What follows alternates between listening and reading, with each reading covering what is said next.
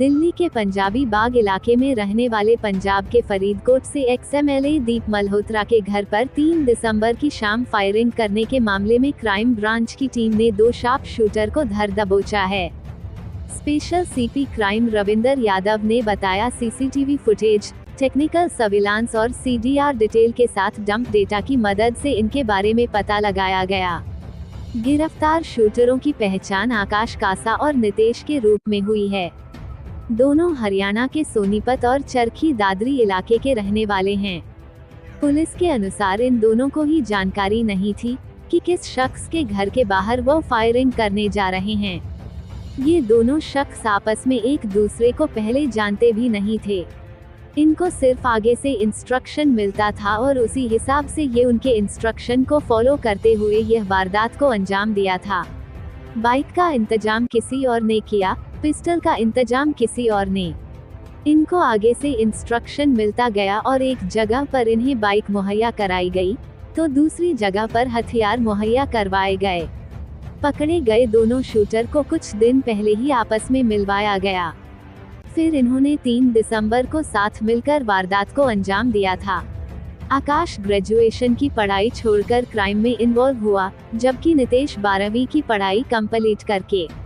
गौरतलब है कि शराब कारोबारी दीप मल्होत्रा का पंजाब में बड़ा बिजनेस है। कुछ समय पहले पंजाब में उनके वाइन शॉप पर आग लगाई थी और उसके बाद अब दीप मल्होत्रा की दिल्ली वाले घर को टारगेट किया गया था। मकसद गैंग का था किसी तरह दीप मल्होत्रा से एक्सटॉर्शन मनी मांगी जाए। आकाश पर सोनीपत में कई मुकदमे दर्ज हैं, जबकि नितेश उर्फ निखिल चरखी दादरी का है।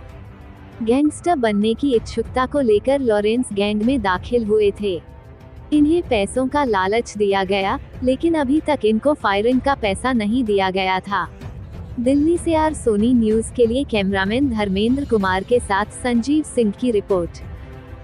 मुलजिमों को अरेस्ट किया आकाश कासा और नितेश सिंटी। एनडीआर की टीम है, इंस्पेक्टर रामपाल, एसीपी उमेश भरतवाल और डीसीपी अमित गोयल के सुपरविजन में।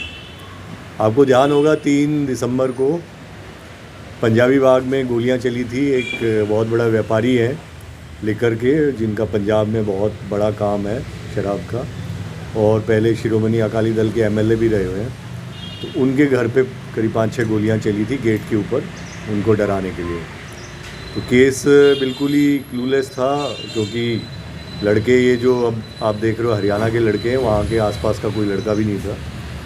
उस टीम ने काफ़ी मेहनत से दोनों तरह से काम किया, टेक्निकल एनालिसिस भी किया और मैनुअल इनपुट्स भी लाए। इसमें बेसिक जो पहले से आपको बताया गया है, कॉर्पोरेट स्टाइल में लोग गैंगस्टर्स काम कर रहे हैं।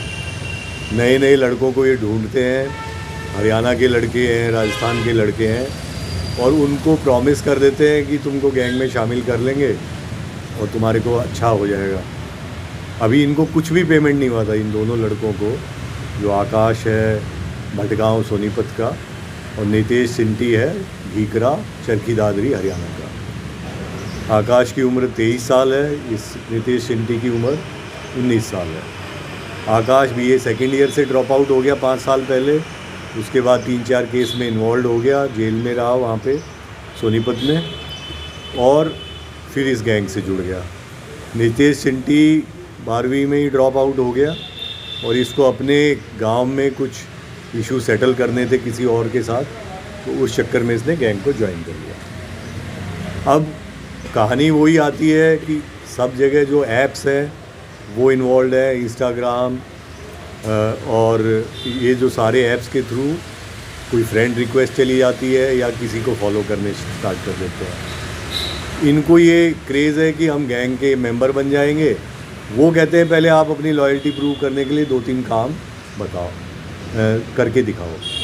अब इस केस में भी इनको नहीं पता कहाँ पे गोली चल रही है, वो आदमी का प्रोफाइल क्या है, उससे कितना इन्होंने एक्सटॉर्शन मांगा हुआ है, कितने पैसे की डिमांड है, इनको कुछ नहीं पता है। They are merely foot soldiers कि तुमको ये एड्रेस दे दिया, ये लोकेशन दे दी, तुमको जाके गोली चलानी है। उससे पहले लॉजिस्टिक्स के लिए भी इनको ये नहीं पता कि मोटरसाइकिल किसने अरेंज की है, दोनों पिस्टल किसने अरेंज की है।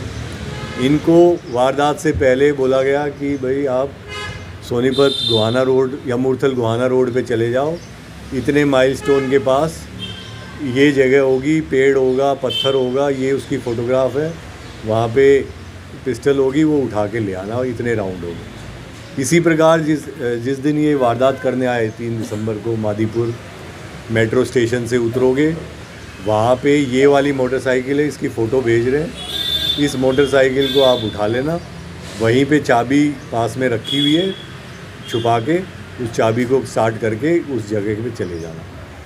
एहतियात के तौर पे इतने लेयर्स ये यूज़ कर रहे हैं कि वहाँ जाने से पहले फिर ऑटो करोगे, ऑटो से फिर बीच में चेंज करोगे, वापसी में भी वारदात के बाद 500 मीटर के बाद ऑटो को छोड़ोगे, फिर दूसरा ऑटो करोगे, फिर तीसरा ऑटो करोगे, फिर बस करोगे, फिर मेट्रो करोगे, ताकि पुलिस भी जो है सीसीटीवी फुटेज खंगालती परेशान हो जाए, लेकिन कोई सुराग ना मिले। इसीलिए मैं कहूँगा कि बहुत ही काबिल तारीफ़ ये है जो टीम ने जो काम किया है, कि बिल्कुल क्लूलेस था। इनिशियली हमें वेस्ट डिस्ट्रिक्ट की टीम के साथ मिलके काम किया था, सीसीटीवी फुटेज वगैरह उनके साथ देखे थे, उसके लिए डीसीपी चित्र और डीसीपी अमित ने काफ़ी कोऑर्डिनेशन से काम किया था। लेकिन फिर वो आगे जाके डेड एंड आ जाते हैं कि क्योंकि ये इतनी बार बदलते हैं अपने मींस ऑफ ट्रांसपोर्ट को कि आगे जाने में मुश्किल हो जाती है। तो जैसा मैं बता रहा था कि ये दोनों तो हैं फुट सोल्जर, अब हम आगे लेयर्स पे काम कर रहे हैं। आगे जो इंटरनेशनल लिंक्स हैं वो गोल्डी बरार, लॉरेंस बिश्नोई, और उनके जो मीडियम लेवल के लिंक्स हैं वो दिल्ली में जो गोगी वाले गैंग है और बॉक्सर वाला गैंग है, वो लोग हैं। अब इनके पास, दोनों के पास एक ही आदमी फ़ोन कर रहा है, अलग अलग इंस्टा आईडी, अलग अलग अपने नाम से। किसी को कह रहा है कि मैं राधे कृष्ण बोल रहा हूँ, कहीं पे कुछ बोल रहा है, और इन दोनों को मिलवाता है। ये दोनों आपस में एक दूसरे को जानते भी नहीं हैं। वारदात से महज 2, 4, 5, 7 दिन पहले इनको मिलवाया गया, फिर ये एक जगह इनको ठहराया गया। उसके बाद जैसा बताया, लॉजिस्टिक्स अलग अलग जगह से अरेंज कराया गया। तो बहुत ही प्रोफेशनली प्लान्ड मैनर पे किया जा रहा है। और इनका जो इतिहास है, जिनके ऊपर गोली चलाई है, पंजाब में इनको ऑलरेडी इस गैंग ने टारगेट किया हुआ था। इनके जो लिकर के एस्टेब्लिशमेंट है, 2 वो जला भी चुके थे, और अब इनको ये लग रहा था कि ये दिल्ली में रह रहे हैं तो सेफ़ है। वो मैसेज भेजने के लिए इन्होंने कहा, क्योंकि पंजाब वाले केसेस में शायद अभी वर्कआउट नहीं हुए थे कि पंजाब में कौन है। तो ये आकाश कस्सा जो है, इसके ऊपर 4 क्रिमिनल केस हैं, और पहले इसके ऊपर 307 का भी एक केस है अपने गांव का। उसके बाद पिछले 5 साल से ये कोई काम नहीं कर रहा है। इसको पैसे की सख्त ज़रूरत थी। इसको ये कहा गया कि तू ये काम करेगा तो तेरी जो फाइनेंशियल हालत, इसके बच्चे भी हैं 2, कि उन सब का परवरिश वगैरह में तेरे को आसानी होगी। और नितेश चिंटी जो है, इसका जो मैंने बताया गांव में राइवलरी है, तो ये केवल कि तू पहले हमारे कहने पे गोली चला के आ जा, उसके बाद हम तेरे को सपोर्ट करेंगे, फाइनेंशियली भी सपोर्ट करेंगे। आज तक इन दोनों को एक भी पैसा, जो इनका वर्जन है, अभी तक कोई पैसा नहीं मिला है कि तेरा ध्यान रखेंगे, तो वो है। बाकी इसमें हमारा प्रयास ये रहेगा आगे कि जो भी फाइनेंशियल लिंक्स है, जो आगे लॉजिस्टिक प्रोवाइडर है, उन सबको हम ट्रेस करेंगे। और इस टीम में पीछे भी इन्होंने बहुत अच्छे काम किए थे। पीछे आपको ध्यान होगा, इनके जिस तरह जो भी दिल्ली में 2-3 केस हुए थे लास्ट ईयर और इस ईयर, वो सब इस टीम ने सॉल्व किए हैं। तो इससे हम एक ये मैसेज ज़रूर, क्योंकि इनके इंट्रोगेशन में बहुत चीज़ें क्लियर नहीं है, जो अगली लिंक आएगी उससे क्लैरिटी आएगी। सर, इसके अंदर जो दीप मल्होत्रा था, दीप मल्होत्रा का बेटा गौतम, क्या वो भी टारगेट पे था? देखो, जो गैंगस्टर होता है उसको तो पैसे से मतलब है। अब वो डराने के लिए बाप हो बेटा हो, किसको डरा सकता है, घर वालों को यूज़ करने की कोशिश होती है।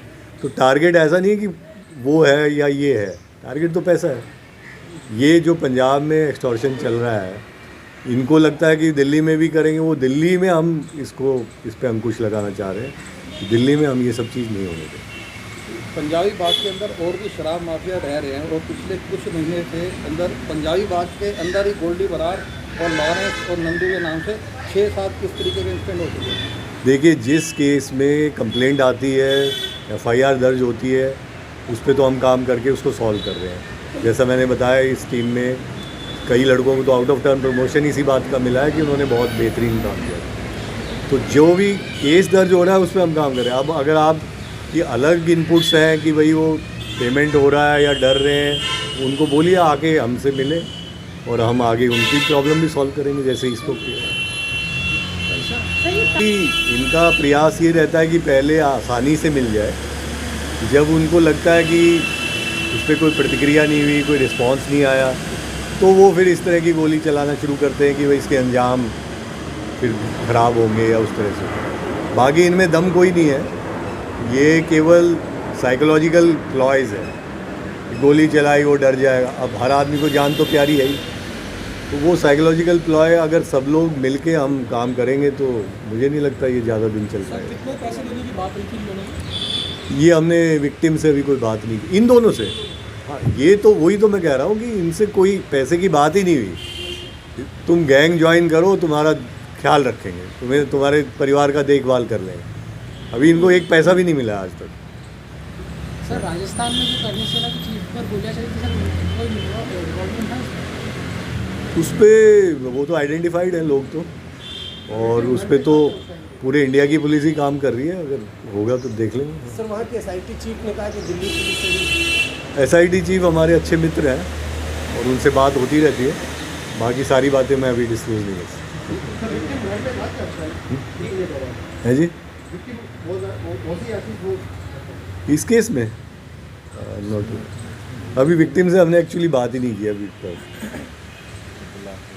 अभी करेंगे उससे बात।